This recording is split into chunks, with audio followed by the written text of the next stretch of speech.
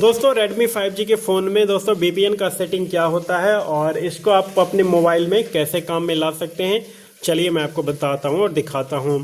तो इसके लिए आपको अपने Redmi 5G फ़ोन की सेटिंग में आना है। सेटिंग में आकर नीचे आइए, मोर कनेक्टिविटी ऑप्शन पर क्लिक करिए और यहाँ VPN का ऑप्शन मिलता है, इस पर क्लिक करिए। देखिए दोस्तों, VPN को यूज करने के लिए आपको एक दोस्तों VPN को डाउनलोड करना होगा प्ले स्टोर से, या अगर आपके पास कोई दोस्तों VPN नेटवर्क है तो प्लस पर क्लिक करके यहाँ से ऐड कर सकते हैं।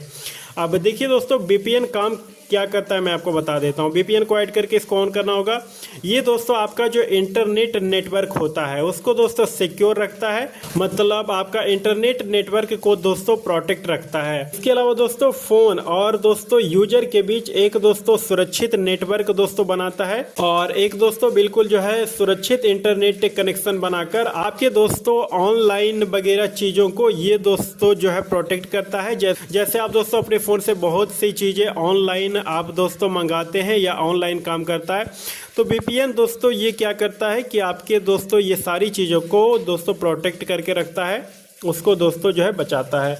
इस तरीके से आप इसको इस्तेमाल कर सकते हैं और इस तरीके से आप ये काम में ला सकते हैं। वीडियो पसंद आया वीडियो को लाइक करें, चैनल को सब्सक्राइब करें।